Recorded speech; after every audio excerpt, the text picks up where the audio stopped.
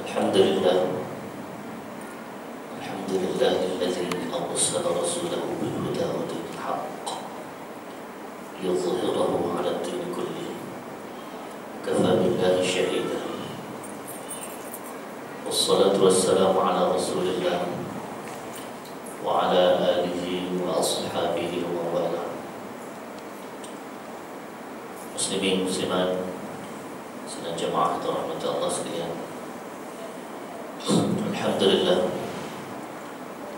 Allah Subhanahu wa taala masih meletakkan kita di tempat yang Allah suka pada bulan Ramadan. Malam ini adalah malam terakhir dalam minggu kalender terakhirlah 29 untuk kita sama-sama bertarawih esok Ramadan yang terakhir untuk tahun ini. Dan tuan-tuan, 10 malam akhir ini kita telah sama-sama berikhtiar. Semoga-moga Allah Subhanahu wa taala memberikan kita Lailatul Qadar. Ya tuan-tuan, sedia maklum dalam banyak hadis menceritakan bahawa carilah pada Al-Ashrul Awakhir, itu pada 10 malam yang terakhir. Tapi tuan-tuan, ada satu berita gembira yang boleh kita jadikan panduan untuk kita sama-sama, walaupun ada sehari lagi. Malam ini adalah malam akhir tuan-tuan.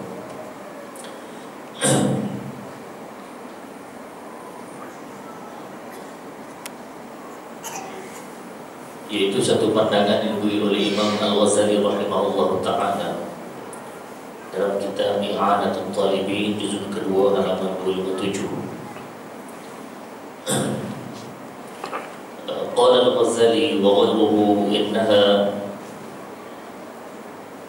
tu'lamu fihi bil yawmil awwal min ash-shahr fa in kana awwaluhu يوم الأحد أو يوم الأربعاء فهي ليلة 29.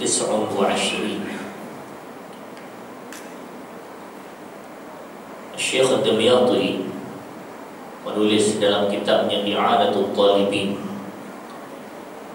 berkenaan dengan Lailatul Qadar, dengan menakalkan ataupun membawa pandangan Imam Al-Ghazali rahimahullah ta'ala, bahawa kata Imam Ghazali dan juga lain-lain ulama yang membuat kajian tentang perkara ini, bahawa malam Lailatul Qadar boleh diketahui dengan malam mulanya Ramadan. Kalau malam mula Ramadan itu Khamis, maka Lailatul Qadar akan jatuh sekian-sekian. Begitu.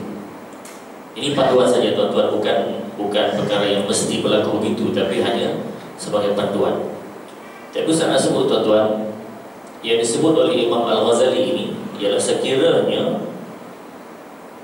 malam itu bermulanya Ramadan pada Ahad, dan kita mula bila tuan-tuan? Pada hari Ahad kan?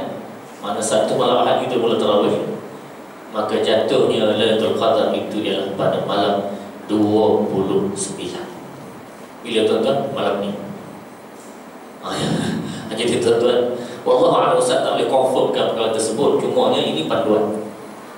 Dan Imam Al-Ghazali dan juga lain-lain ulama, ada beberapa ulama yang meriwayatkan tentang perkara ini.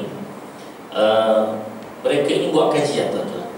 Kajian ini pula bukan setahun dua, puluhan tahun, sehingga mereka buat kesimpulan, kalaulah begini keadaannya, maka boleh disimpulkan. Itu dibuat kajian. Jadi kita nak kata salah 100% tidak, nak kata benar 100% tidak juga, tapi insya-Allah boleh dijadikan panduan. Jadi tuan-tuan, Ustaz minta beginilah, ya.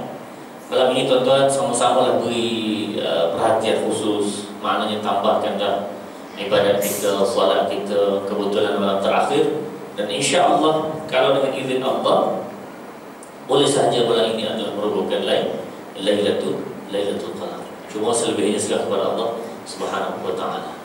Jadi ikhtiarlah tuan-tuan, mudah-mudahan Allah Subhanahu wa taala beri kita Lailatul Qadar. Lailatul Qadri khairun min alf syahr. Iaitu satu malam Lailatul Qadar lebih baik daripada 1000 bulan. Tuan-tuan sedia maklum. Yang lebih mudah difaham ataupun lebih mudah kita menerimanya ialah 83 tahun 4 bulan. Saya yakin di hadapan Ustaz ni tidak ada yang 8 series punya 80 tahun, ada ke tidak? Rasanya tak ada. Ya, tapi tuan-tuan, itulah nilainya satu malam Lailatul Qadar. Allah beri 83 tahun ibadah. Allahumma tuan-tuan, besarnya Lailatul Qadar. Jadi bagaimana cara ibadahnya? Maka tuan-tuan, sebenarnya para ulama menyebutkan bagaimana nak dapat Lailatul Qadar ini. Paling tidak tuan-tuan, seboleh-bolehnya kita beribadat sepanjang-panjang malam. Itu seboleh-boleh. Ya. Kalau tidak boleh, maka ambillah yang kurang sedikit. Paling tidak ialah sembahyang tarawih bersama imam. Jangan berhenti sampai imam selesai. Man qama ma'al imam hatta yansarif. Siapa yang sembahyang malam, tarawih termasuk dalam masalah sembahyang malam, hatta yansarif, sehingga imam itu selesai, kutiba lahu qiyamul lailah, maka Allah tuliskan kepadanya seperti mana ibadat sepanjang malam. Jadi tuan-tuan, jangan berhenti sehingga imam selesai. Khususnya malam inilah tidak usah ada tuan-tuan. Tak apalah maksudnya sahabat imam mana-mana pun, yang pentingnya sehingga imam selesai. Kalau tak boleh juga tuan-tuan, Maghrib dan Isya berjemaah. Paling kurang itu. Nah, sebabnya para ulama menyebutkan maka aktsaru fi'lan kana aktsaru fadlan. Orang paling banyak buat amal ibadat, dialah paling banyak dapat pahala. Betul itu. Paling banyak berusaha, berikhtiar, beribadat, dia paling banyak dapat pahala. Itu selesai. Maknanya kita tidak ada pertikaian dalam perkara itu. Jadi paling kurang Maghrib dan Isya. Kalau tak boleh juga tuan-tuan, tambahan, tidur je lah. Tak boleh buat apa lagi tu. Allahumma. Ada orang yang Lailatul Qadar ini macam, yalah, tiap-tiap tahun dia kata dah, dapat ke tidak? Tiap-tiap tahun serupa tu je lah. Allahumma tuan-tuan. Jadi ubahlah. Mudah-mudahan sekurang-kurangnya tuan-tuan, dengan Ustaz beri perkhabaran, Ustaz mendapat satu semangat untuk kita sama-sama memberi tumpuan pada malam ini. InsyaAllah, mudah-mudahan malam ini akan termasuk dalam perkiraan yang diberikan oleh beberapa ulama ini. Khususnya tuan-tuan boleh rujuk dalam kitab I'anatul Talibin oleh Syekh Al-Biyati, muka surat 257 juzuk yang kedua. Tapi tuan-tuan tak payah rujuk lah. Sebab kalau rujuk ni habis satu malam ni pula tak ibadat, rujuk pula jadi tak payah. Rujuk tu esok. Malam ini beri tumpuan, insya-Allah, mudah-mudahan begitu. Baik tuan-tuan, sebenarnya Ustaz nak cakap pada malam ini ialah berkenaan dengan isu yang berlaku pada awal Ramadan lagi, iaitu tentang Israel, ya, Tel Aviv. Dan malam ini tuan-tuan kita akan baca surah Ad-Dukhan. Ada dalam surah Ad-Dukhan ini ayat وَلَقَدْ نَجَّيْنَا بَنِي إِسْرَائِيلَ مِنَ الْعَذَابِ الْمُهِينِ, bahawa sesungguhnya kami selamatkan Bani Israel ini daripada azab yang pedih. Min Fir'aun, daripada Fir'aun, innahu kana 'aliyan minal musrifin, sesungguhnya Fir'aun itu amat meninggi diri, takabur, sombong, dan amat melampaui batas.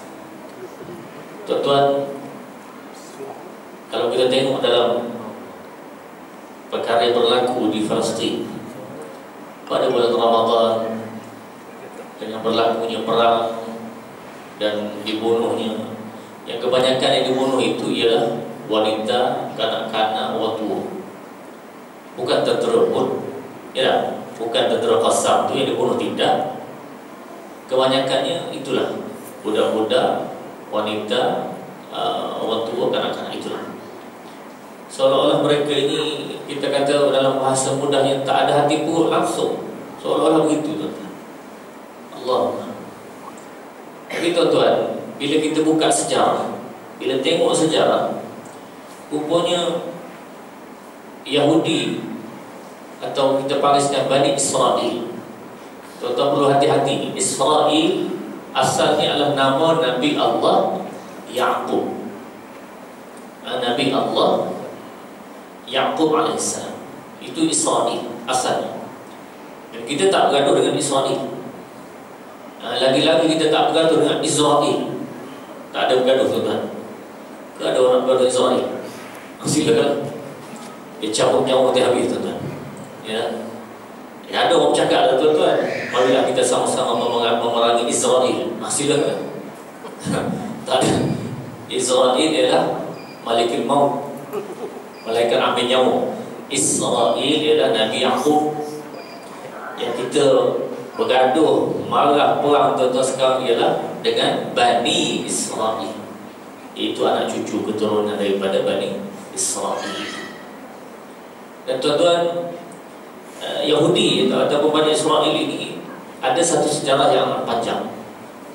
Mereka adalah satu golongan yang Allah Subhanahu Wa Taala berikan kelebihan besar, iaitu ramai di kalangan mereka menjadi raja, ramai juga di kalangan mereka menjadi rasul, dan banyak sekali pertolongan-pertolongan Allah yang pelik-pelik kepada mereka, Bani Israel. Bagi orang yang mengikut perintah Allah dan Rasul pada zamannya, ya, kita kata pada zaman Nabi Musa, maka ikut perintah Nabi Musa, mereka orang-orang berjaya di sisi Allah Subhanahu Wa Taala. Tetapi daripada jumlah itu, tuan-tuan, ramai benar pula Bani Israel yang keras kepala, yang jahat, tak ikut Allah dan Rasul, khususnya Rasul pada zamannya.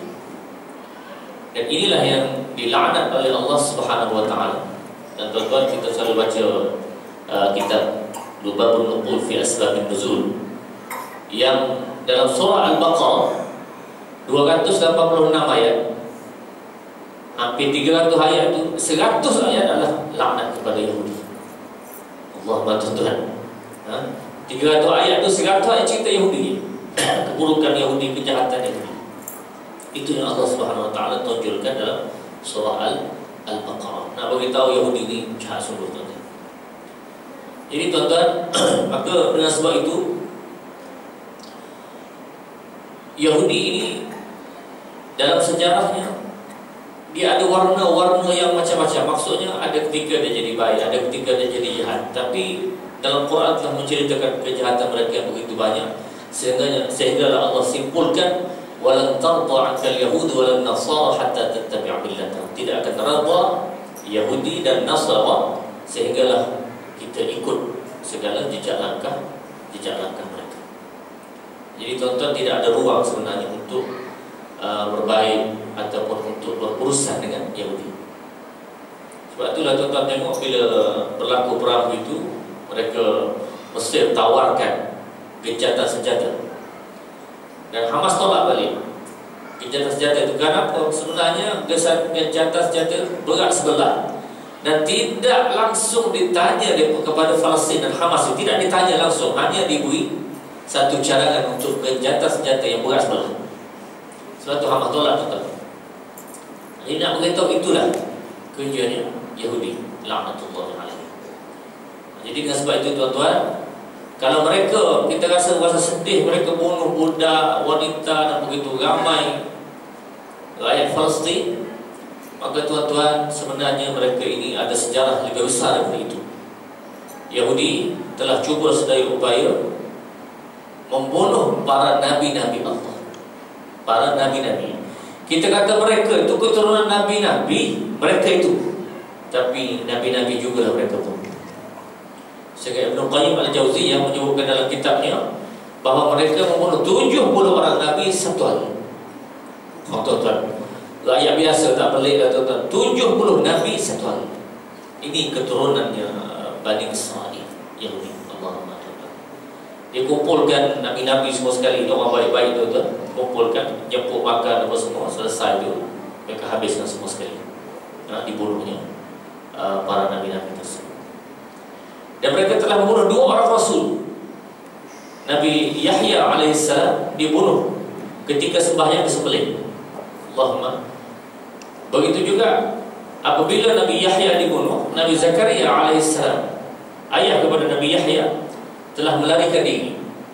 Bila lari-lari tuan-tuan, masuk dalam satu pokok yang Allah beri mukjizat kepada dia, boleh sembunyi dalam pokok tersebut. Maka akhirnya Bani Israel ini tahu, mereka ambil gergaji, potong pokok tersebut, maka mati juga Nabi Allah Zakaria. Mereka juga berusaha untuk bunuh Nabi Isa alaihissalam, tapi Allah Subhanahu wa taala angkat Nabi Isa. Dan akhir sekali mereka cuba sedaya upaya untuk membunuh Rasulullah sallallahu alaihi wasallam. Dalam hadis sahih Bukhari tuan-tuan, Rasulullah menyebutkan antara sebab kesakitan ujungnya hampir nak wafatnya ialah hadza min athari, lebih kurang siap-siap hadisnya, lebih kurang hadza min aklah, sebab daripada aku makan ketika mana kambing yang diracun di Khaybar oleh seorang wanita Yahudi. Peristiwa itu berlaku tuan-tuan, seorang wanita nama Zainab binti Al-Harith. Zainab binti Al-Harith ini ketika Rasulullah datang ke Khaybar, dia jemput Rasulullah datang ke rumah. Bila jemput datang ke rumah tuan-tuan, dia telah panggang satu kambing. Kemudian dia tanya kat mana Rasulullah paling suka. Rasulullah paling suka di sebelah kita kata keting ataupun kaki kambing. Maka tuan-tuan, dia bubuh racun di bahagian keting itu tuan-tuan, bahagian kaki kambing 2 kali ganda racun, sebab dia nak beri kepada Rasulullah sallallahu alaihi wasallam. Bila sampai Rasulullah dan para sahabat ke rumah itu, maka sahabat pertama yang makan meninggal tuan-tuan, kerana racun tersebut. Rasulullah sempat makan, tapi belum sempat telan, masuk dalam mulutnya. Maka kambing itu beritahu dia masmum, telah diracun. Maka Rasulullah keluar kembali. Tapi tuan-tuan, kesan daripada racun tersebut Rasulullah sebut dalam hadis yang sahih bahawa itulah antara sebab sakitnya baginda 3 tahun selepas sakit lagi tuan-tuan. 3 tahun sakit lagi yang membawa akhirnya kematian kepada Rasulullah sallallahu alaihi wasallam. Jadi kita nak kata itu kerana kesan racun 100% tidak jugalah. Cuma nak beritahu ada kesan daripada racun tersebut yang akhirnya membawa kepada kesakitan Rasulullah sallallahu alaihi wasallam sehingga wafatnya. Jadi itu sejarahnya Yahudi tuan-tuan. Dan tuan-tuan, saya telah ceritakan bagi mereka yang datang kuliah, saya telah ceritakan bahawa Yahudi di Madinah memang ada. Memang ada sampai sekarang. Kita kata Rasulullah pernah halau Yahudi. Ya betul tuan-tuan. Yang Rasulullah halau 3 golongan Yahudi. Yang pertama sekali Quraidah, yang kedua Nadir. Bani Nadir ini surah Al-Hashr. Surah Al-Hashr ceritanya li awal Al-Hashr itu, ketika awal pengusiran itu Bani Nadir. Kenapa tuan-tuan? Kerana mereka ini memecahkan perjanjian dengan Rasulullah sallallahu alaihi wasallam dan orang Islam. Tuan-tuan kena ingat, Rasulullah bila datang ke Madinah tahun kedua hijrah dah buat perjanjian dengan Yahudi. Sebab sudah tahu kalau tak buat begitu, Yahudi memang jahat sungguh. Buat perjanjian tuan-tuan, orang jahat. Setahun saja, tak sampai setahun dia langgar perjanjian tersebut. Maka Rasulullah halau 3 ini, Quraidah, Nadir dan Qainuqa. Adakah semua Yahudi telah dihalau? Jawapannya tidak tuan-tuan. Ada sebahagian kecil. Ada 7 Ustaz rujuknya, ada 7 kaum Yahudi yang kecil-kecil. Banu Salamah, Aus, ada beberapa tuan-tuan. Ada 7 golongan kecil-kecil yang itulah berketurunan sampailah sekarang ini. Cuma kita tak tahu sama ada mereka itu adalah Islam atau tidak. Harap-harapnya mereka Islam. Dan tuan-tuan, mengikut sejarah Al-Saud, iaitu Raja Saudi sekarang ini adalah keturunannya ada kaitan dengan dia Yahudi. Barangkali Yahudi Madinah itu Wallahu a'lam. Tapi dalam sejarahnya ada tuan-tuan, tetap boleh rujuk. Baik, Ustaz nak sebutkan di sini, kita masalah sangat dengan Yahudi ini tuan-tuan, atas nama keturunannya itu. Masalah? Jawapannya tidak. Sebabnya kenapa? Isteri Rasulullah SAW, Safiyah binti Huyai bin Akhtar, adalah Yahudi. Dia Islam, masuk Islam dan mati dengan Islam. Tak ada masalah.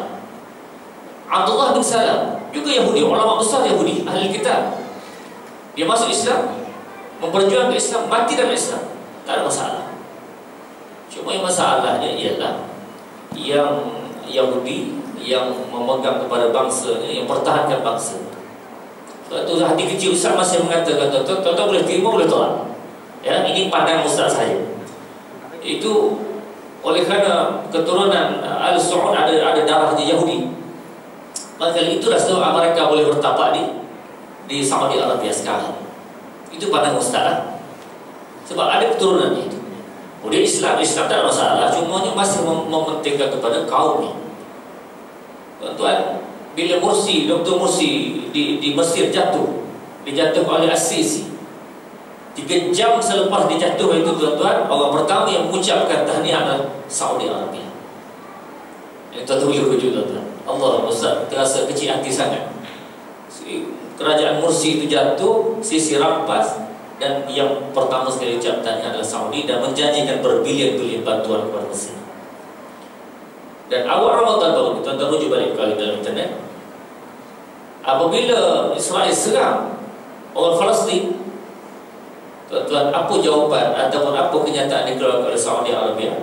Iaitu kita tidak akan bantu Palestin kerana mereka itu dikuasai oleh Hamas dan Qassam. Allahumma, menyedihkan kenyataan ini. Siapa yang mati itu saudara kita, ya. Tapi sebuah kerajaan yang begitu dekat dan begitu banyak dananya, cakap tak nak bantu. Allahumma. Jadi tuan-tuan, beginilah.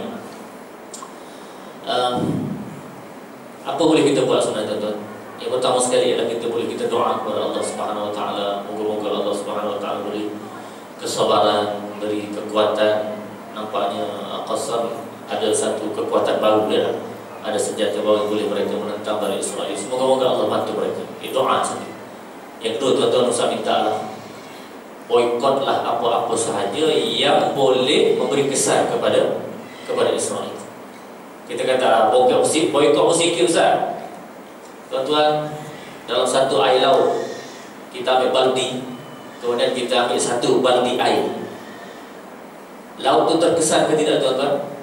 Jawapannya tidak, tak terkesan.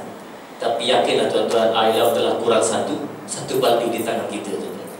Jadi maknanya sekalipun nampaknya macam tak ada apa-apa, tapi insya-Allah ikhtiar kita itu dipandang oleh Allah Subhanahu Wa Taala. Dan saya dua ni tuan-tuan, pihak Astro, tuan-tuan barangkali ada yang telah membacanya.